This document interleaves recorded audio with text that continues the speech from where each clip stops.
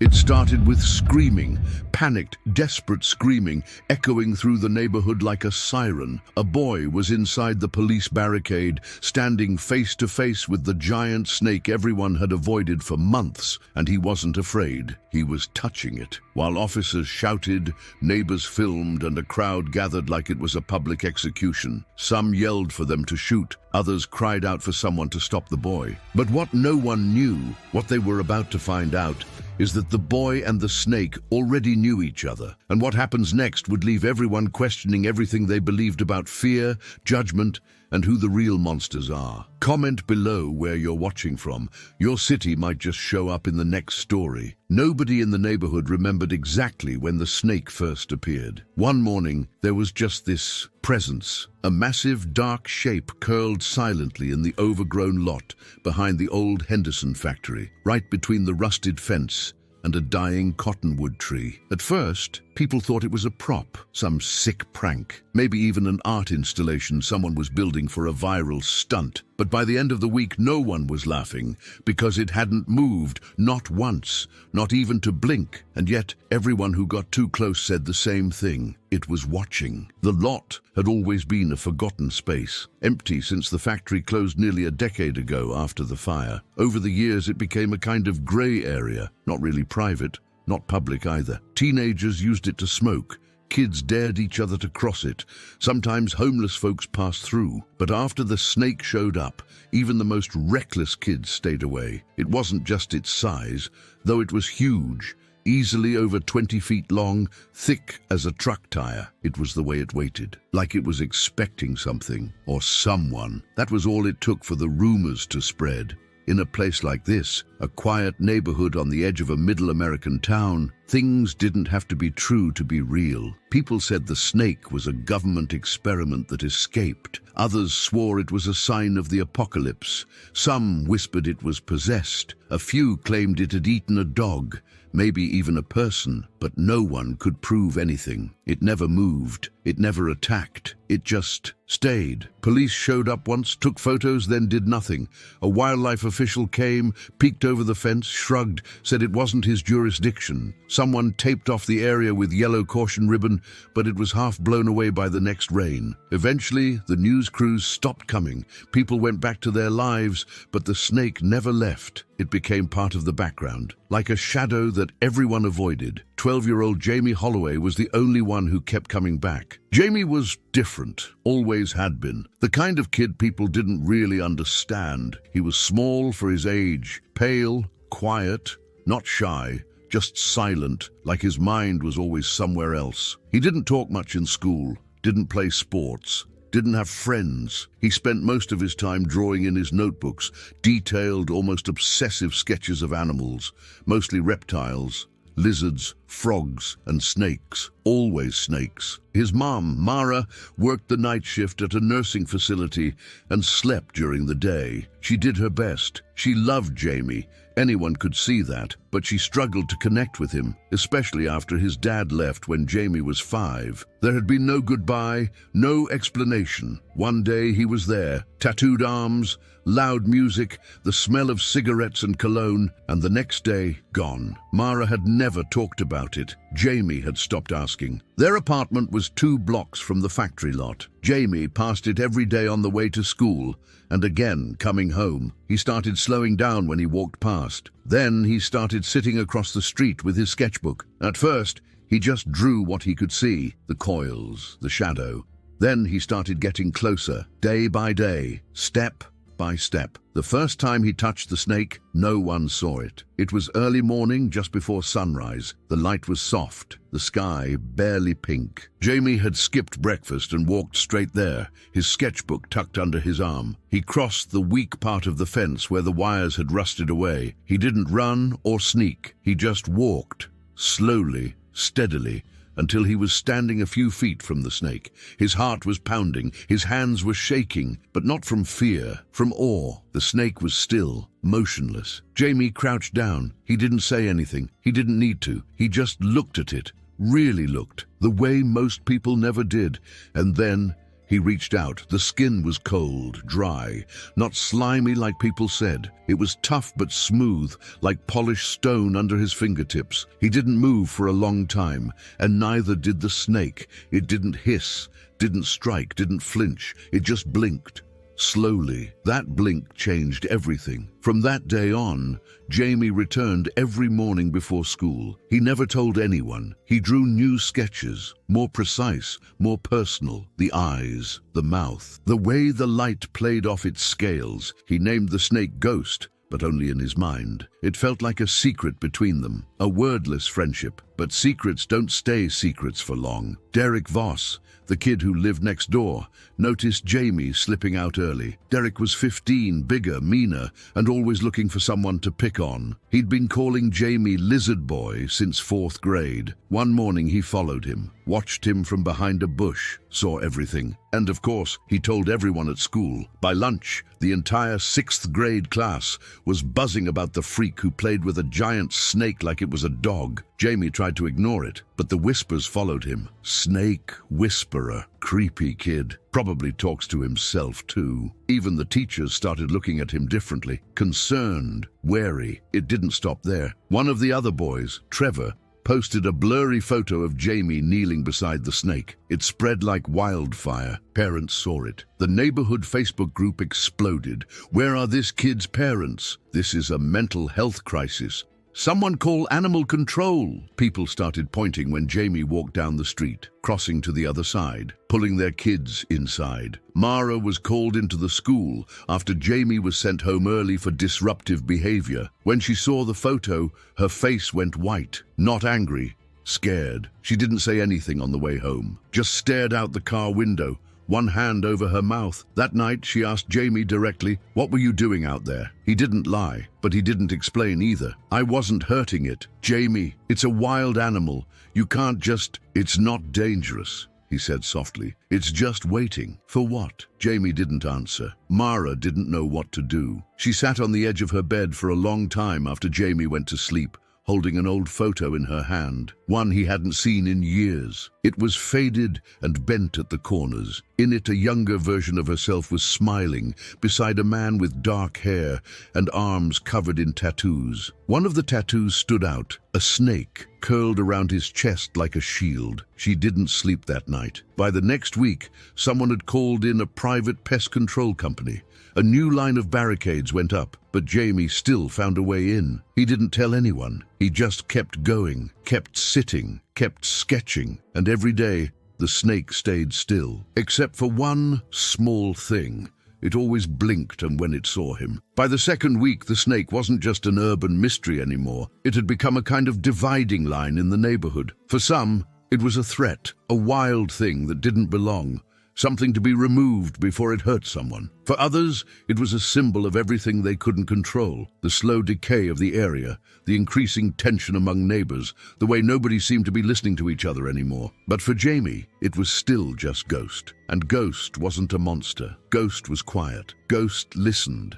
And somehow, Ghost understood things that even people didn't. Every morning before school, Jamie returned to the lot. He brought food once, a raw chicken breast he stole from the fridge, but Ghost didn't touch it.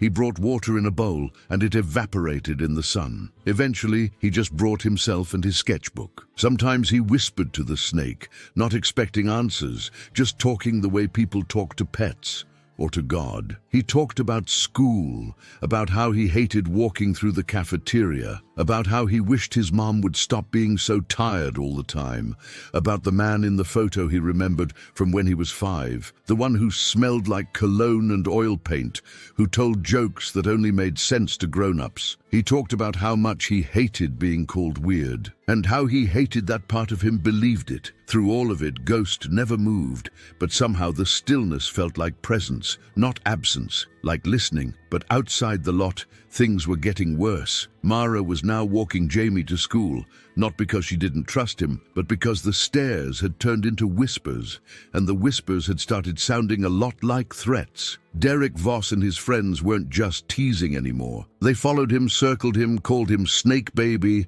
and Jamie the Freak. They told other kids he had poison under his nails. One day, Trevor spit on his backpack and said he was marked. Teachers saw it. They looked uncomfortable, but no one did anything. Maybe they didn't know what to do. Maybe they didn't care. Ms. Tran, the school counselor, started calling Jamie in more often. She was calm, warm, the kind of adult who waited instead of pushing. She told him she liked his drawings. She said he had a good eye for texture, for motion. Jamie didn't say much, but he started leaving his sketchbook open when she came by. She asked about the snake once, just casually, and Jamie tensed, then shrugged. "It doesn't hurt anybody," he said. Ms. Tran nodded. "I know," she said gently, and that was the end of it. For now. Mara, meanwhile, was trying to stay ahead of things. She joined the neighborhood group online, tried to respond to some of the posts about the snake, tried to defend her son without sounding like one of those parents. She even emailed the city. Nothing came back but an automated reply. One night, she sat on the couch and stared at the blank TV screen, her phone buzzing with another message from work. Someone had called in again. She was being asked to do a double. She looked down the hall where Jamie's bedroom door was cracked open, a sliver of light leaking out. Then she grabbed her keys and left without saying goodbye. Jamie didn't sleep that night. He waited until the front door closed, then slid out of bed and pulled on his hoodie. The moon was bright. The lot was quieter than usual, as if the whole street was holding its breath. When he reached the fence, he didn't go around the hole this time. He climbed straight over. His palms stung from the rusted metal, but he didn't care. Ghost was waiting, coiled like a stone sculpture, eyes half-lidded. Jamie sat down in the same spot he always did, but this time he didn't sketch. He just sat. After a while, he lay down next to the snake, not touching, just close enough to feel the heat coming off its body. For the first time in weeks, he closed his eyes without flinching. He didn't know he'd fallen asleep until morning came. When Mara woke up and found his room empty, she panicked. She ran through the building, checked the parking lot, called his name until her voice cracked. A neighbor said they saw him walking toward the old factory. She raced down the street barefoot, still in her scrubs, heart pounding. She nearly fainted when she saw him lying in the dirt next to the snake, not hurt, just sleeping. She didn't scream. She didn't yank him away. She stopped at the edge of the fence and watched, frozen, not knowing what to do. And in that moment, for the first time, she really saw the snake, not as a threat, not as a headline, just a creature, unmoving, calm, next to her son, like they'd known each other their whole lives. Later that day, the school called again. This time, Jamie had a split lip. Derek had cornered him behind the cafeteria, said he was bringing demons into school, and shoved him into a trash can. A janitor found him. He didn't cry. He didn't even tell Mara what happened. She had to hear it from Ms. Tran. That night, Mara held the photo again, the old one.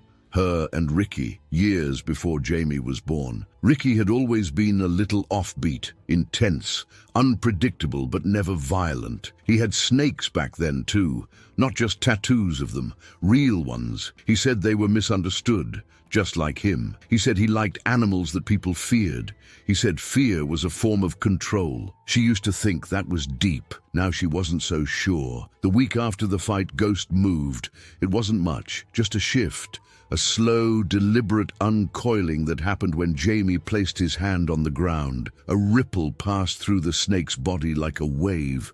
It turned its head, just slightly, and met Jamie's eyes. It was the first time it had done that. He didn't flinch. He breathed in slowly. Something had changed. The connection wasn't just one way anymore. But someone else saw it too. A man with a long-lens camera, standing on the roof of the liquor store across the street, captured the moment in a series of photos. Within hours, they were online. The snake, moving. The boy, calm. The headline read, "Possessed or Protected." The strange bond between a local boy and the demon serpent. The comments were worse. "Lock him up. Where's CPS? This is how serial killers start." One person posted Jamie's school. Another posted a satellite map with their apartment circled in red. That night, someone threw eggs at their front door. Jamie didn't cry. Mara did. Not loudly, not visibly, but in the bathroom, with the faucet running so he wouldn't hear. Ms. Tran met with Mara at the school. She didn't push,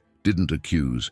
She just said she was worried, said Jamie needed a safe space, said something was going on that wasn't just about a snake. Mara almost told her everything, about Ricky, about the animal he used to keep, about the fight they had the night he disappeared. But she didn't, not yet. Instead, she went home and told Jamie he couldn't go to the lot anymore. He didn't yell, he didn't argue, he just went quiet, nodded, and went to his room. That night, he didn't sleep. Neither did Mara. Both of them lay in separate rooms, staring at the ceiling, trapped in their own thoughts, the silence heavier than ever. The next morning, Jamie didn't sneak out. He didn't even touch his sketchbook. But when he left for school, he looked at the lot one last time. And across the weeds, Ghost blinked. In the days that followed, everything seemed to tighten around Jamie. Like the walls of his world were getting smaller, the air heavier, his movements more watched. He stopped going to the lot just like his mother asked. He kept his head down at school,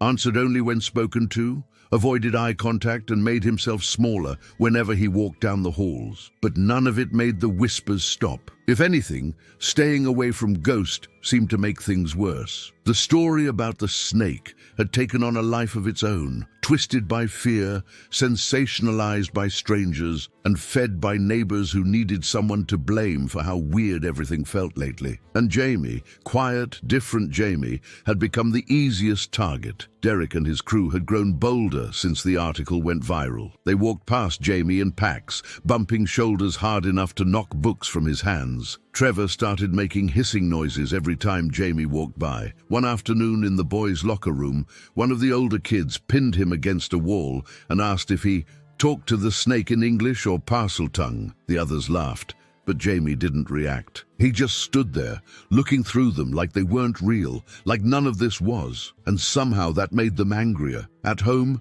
Mara tried harder than ever to hold it together. She started taking extra shifts again, despite knowing she shouldn't. The bills were creeping up, and now she was afraid she'd lose her job if she had to take more time off for school meetings or surprise calls from the principal's office. She was torn between protecting Jamie and keeping the rest of their life from falling apart. There were nights when she sat in the kitchen with the lights off, a mug of cold coffee in front of her, scrolling through comments on her phone. Most of them were garbage, people with too much time, too little empathy, but a few hit too close. "Where's the father?" one person asked. What kind of parent lets their kid get that close to a wild animal? And the one that haunted her most: some kids are just born wrong. She never let Jamie see the comments. She told him to stay off the internet, which he did without protest, but even without reading them, he could feel them, in the way people paused their conversations when he entered a room, in how kids who used to ignore him now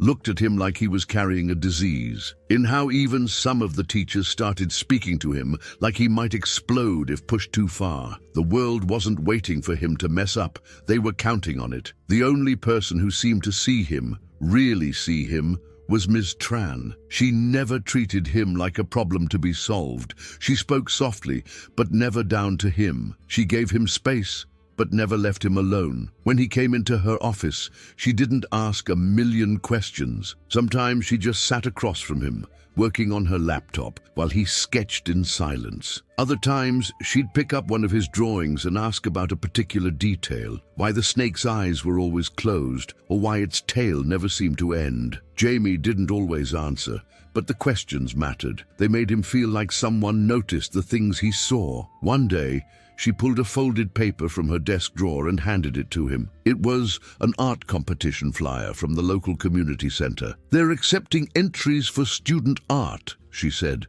"No entry fee, just something you care about." Jamie took the paper and nodded. He didn't say yes, but that night he stayed up drawing. Not Ghost, not exactly, but something else.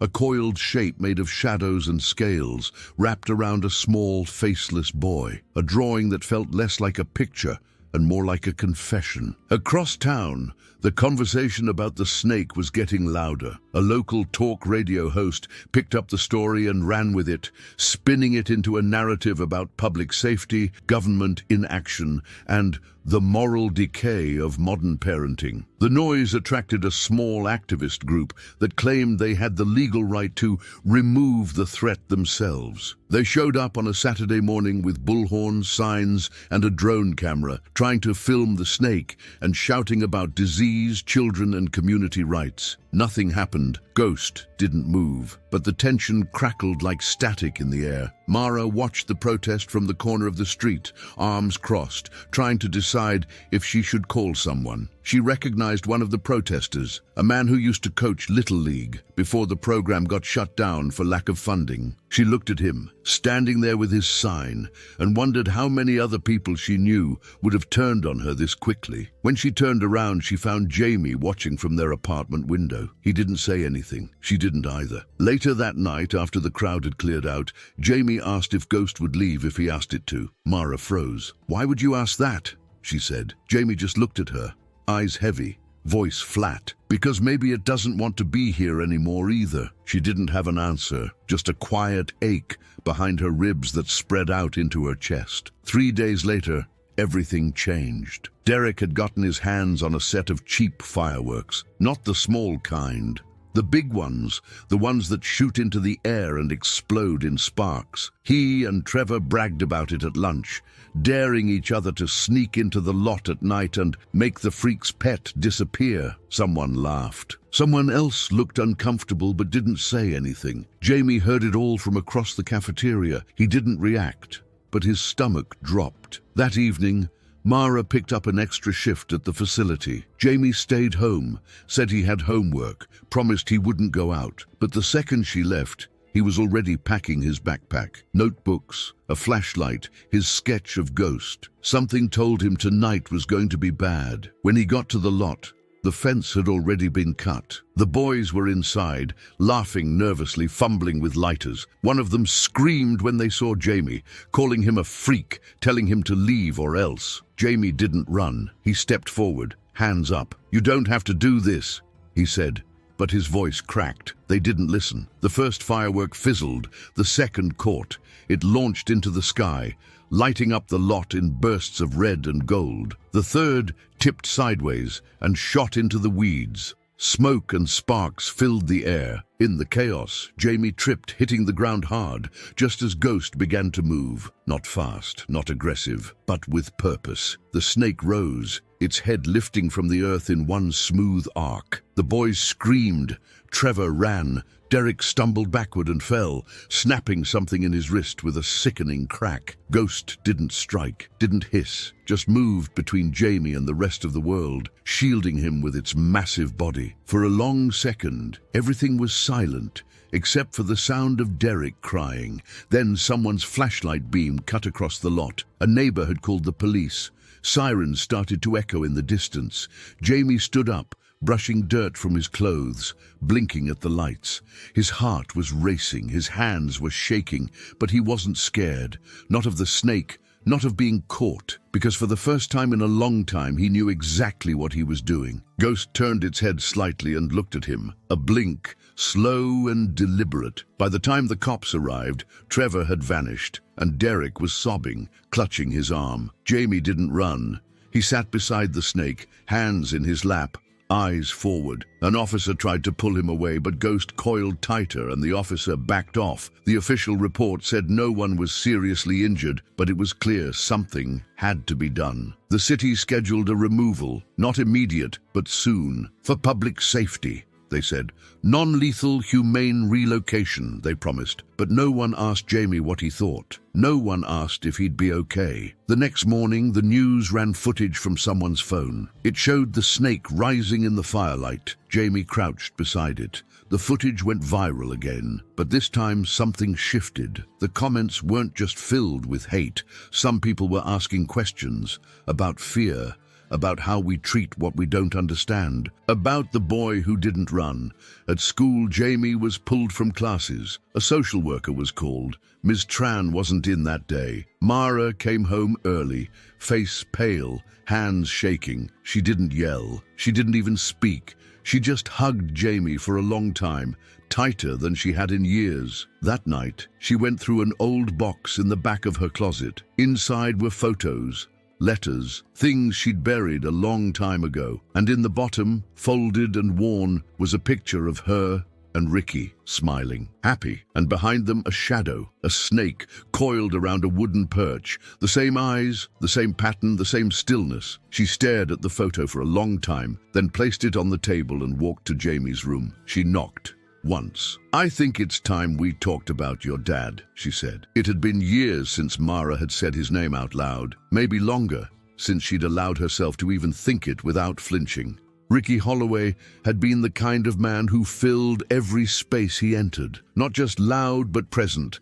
like even when he wasn't speaking, his energy pushed against the walls. People either loved him instantly or couldn't stand to be in the same room with him. Mara had fallen for him before she even understood what that kind of presence really meant. He was charming, impulsive, covered in tattoos and ideas, the kind of man who made promises without ever saying the words. He worked nights at a piercing shop downtown and spent his days trying to make something out of nothing, painting on plywood, repurposing broken instruments, building strange sculptures from things he found at the junkyard. He didn't want a normal life. He said normal was for people who had given up. She used to laugh at that, back when she thought love could fix the chaos he carried with him everywhere he went. When Jamie was born, something shifted in her, even if it didn't in Ricky. She started seeing risk where he still saw adventure. She wanted safety, quiet, a stable place to raise their son. But Ricky kept bringing home new pets,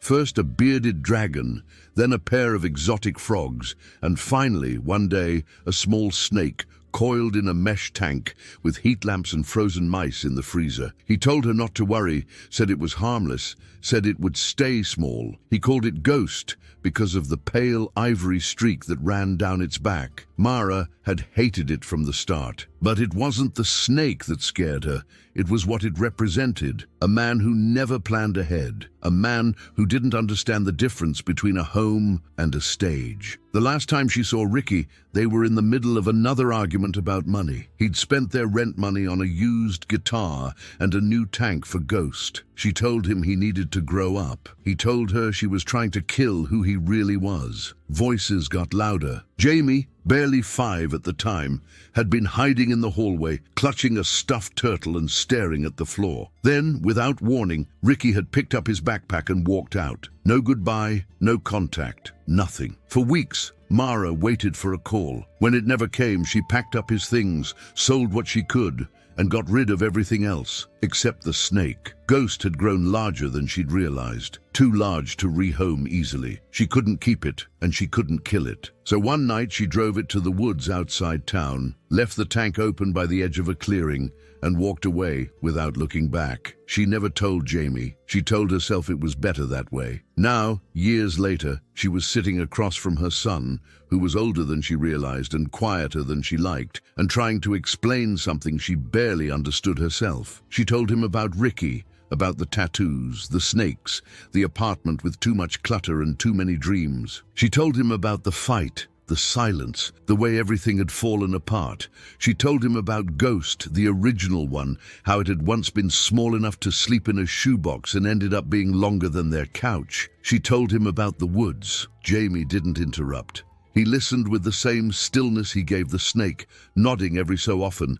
but mostly keeping his eyes down. When she finished, she expected anger, or blame, or at least tears. But Jamie just sat there, holding the photo she'd given him, the one with her and Ricky, and the coiled shadow behind them. After a long while, he asked quietly, "Do you think it's the same one?" Mara hesitated. "I don't know," she said, honest this time. "But if it is, I don't understand how it could have come back." Jamie didn't say anything. He just turned the photo over in his hand and stared at the backside, as if expecting some hidden message. The next few days moved slowly. The neighborhood was quieter after the firework incident, but not in a comforting way, more like a calm, before something else. City officials had confirmed that the snake would be relocated by the end of the week. A team was scheduled to arrive from out of state, professionals trained to handle exotic reptiles. They'd tranquilize it, transport it in a custom crate, and evaluate whether it could be released into a sanctuary or placed in permanent captivity. Mara tried not to think about what would happen if Ghost resisted, if it reacted the way any wild animal would under threat. She didn't want to imagine the outcome. Neither did Jamie. At school, the tone had shifted. Jamie was now something between a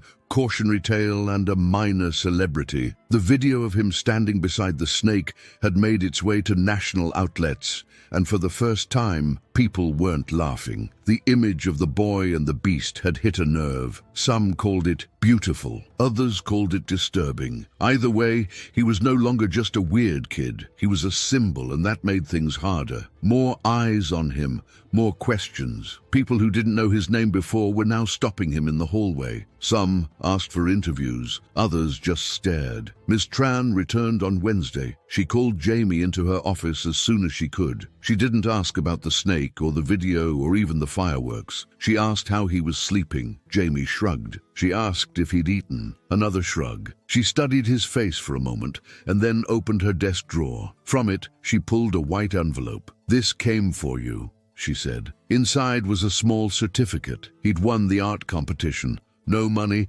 just recognition. But they'd liked his drawing, the one with the boy and the snake coiled around him like armor. Jamie looked at the certificate, then folded it and put it in his pocket. He didn't smile, but for the first time in weeks, something in his shoulders loosened. That night, Mara came home early. She and Jamie sat on the floor in the living room, looking through a shoebox of old photos. Pictures of Jamie as a baby, Ricky holding him, eyes tired but proud. Ghost in its first tank, barely a foot long. There were so many things Mara had buried, not just objects, memories, parts of herself. She told Jamie stories she hadn't told anyone in years. About Ricky's strange humor, his terrible cooking, how he used to read poetry out loud while tuning his guitar, how he once cried watching a nature documentary. It didn't make up for everything, but it filled in the picture. Jamie listened quietly, asking small questions. At one point, he reached out and placed his hand on hers. She didn't move it away. The next morning, the team arrived. 3 trucks, a trailer, uniforms with patches, calm voices, tranquilizer guns. A crowd began to gather before they'd even finished setting up. News vans, curious onlookers, neighbors pretending not to watch from their porches. Jamie stood behind the police tape, silent. Mara stood next to him, one hand resting lightly on his shoulder. She wanted to pull him away, but she knew better. She knew he had to see it. The team entered the lot slowly. They moved with experience, but no arrogance. One man crouched near the fence,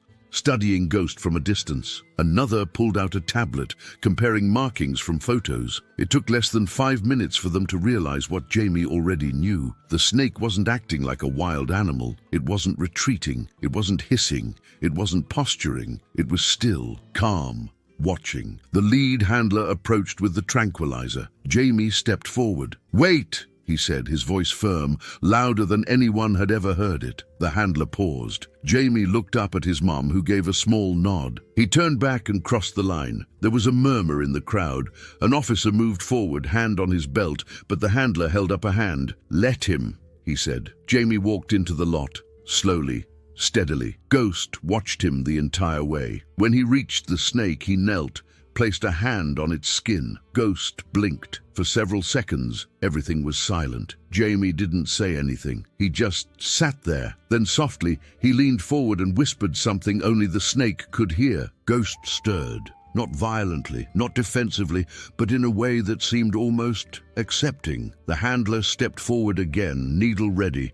Jamie stood, stepped back. He didn't protest. He just looked into the snake's eyes one last time, then nodded. When the tranquilizer hit, Ghost didn't resist. When they lifted its body, carefully, respectfully, Jamie didn't cry. But Mara could see it in his face, in the way he held himself stiff and still, like he was trying not to shatter in front of so many watching eyes. They loaded the snake into a padded container. The trailer doors shut. The trucks drove away. The crowd dispersed slowly. The lot looked emptier than it had in years, somehow more abandoned, even though the threat was gone. That night, Mara made dinner. Jamie didn't eat much, but he sat at the table. Afterward, he took out his sketchbook and drew for a long time. When he showed her the page, she had to cover her mouth. It was Ghost, lying in a forest, eyes closed, not caged, not threatened, just resting, safe. They didn't talk much after that, but they didn't need to. The next morning, Jamie received an email from the sanctuary. The subject line said, "He's okay, and you can visit." Mara watched him read it, then watched the smallest smile appear at the corner of his mouth. She smiled too, not because everything was fixed, but because for the first time in a long time, they were finally facing things together. In the weeks after Ghost was taken to the sanctuary, things began to return to something resembling normal, though not quite the same as before. The lot behind the old Henderson factory remained empty, just a patch of dead grass and broken fence surrounded by silence. People stopped talking about it. The news cycle moved on. The video was pushed down by newer, louder stories. For most of the town, the snake became just another strange memory, something they'd mention at barbecues or when the local kids dared each other to jump the fence just for the thrill. But for Jamie and Mara, nothing about it faded. Everything was still there underneath the surface, changed forever. Jamie visited the sanctuary 2 weeks after Ghost's relocation. Mara drove him the whole way, nearly 3 hours out into the countryside, through winding roads and open fields, past signs for farm stands and church suppers and antique malls. She hadn't taken a day off in months, but this one she cleared without hesitation. They didn't talk much on the drive.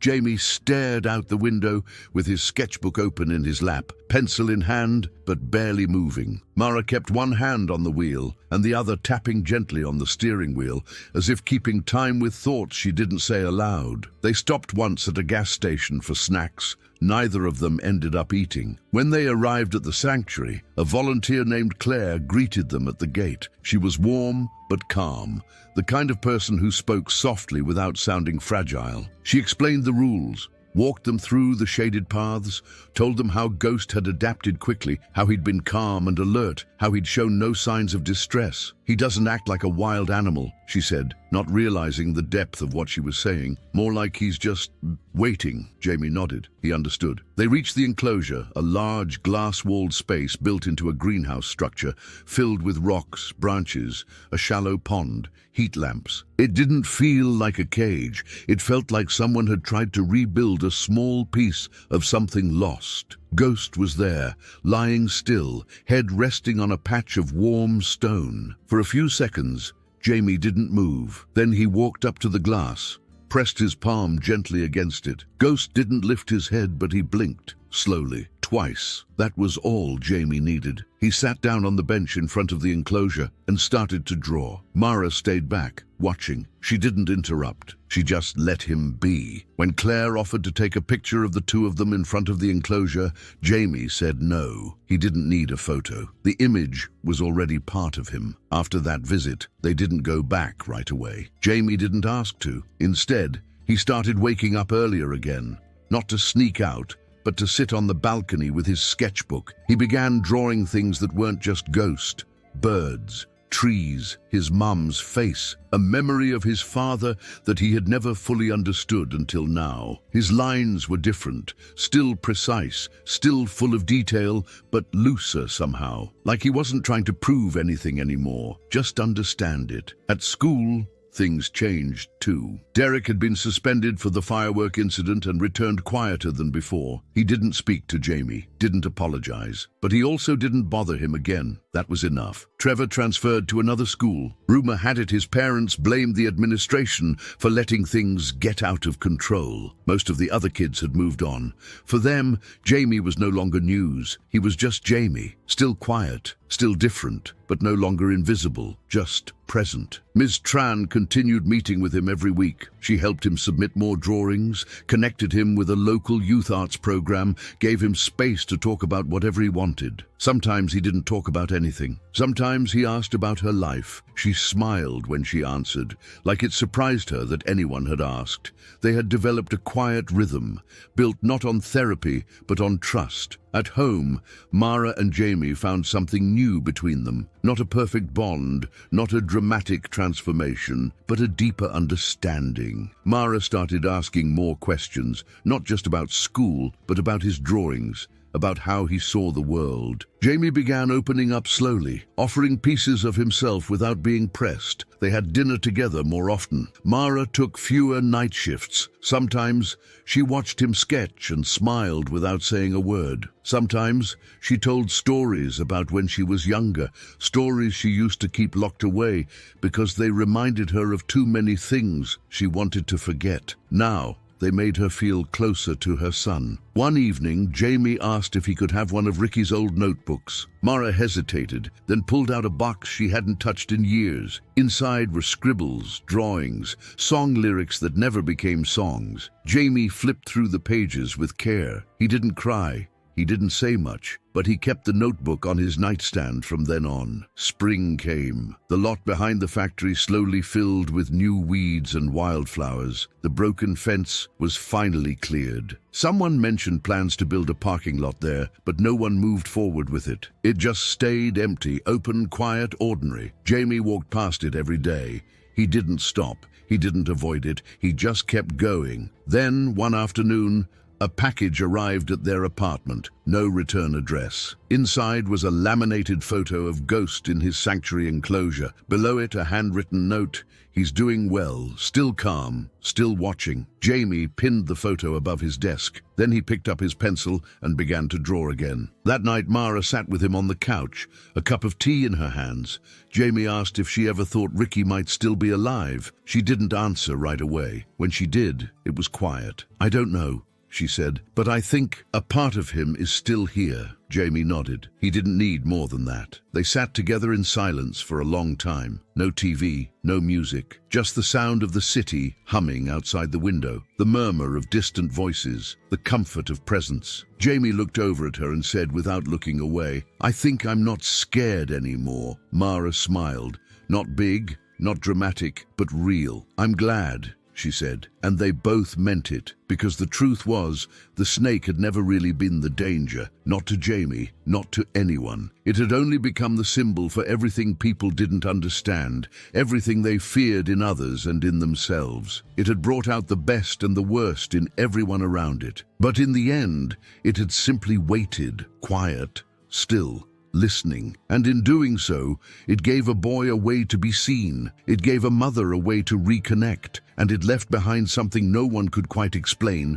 but everyone felt. That was enough. If this story meant something to you, comment the word courage, because sometimes courage is not loud or bold, but quiet, patient, and exactly what's needed. There is a story here on the screen that will also move you. Press play. You won't regret it.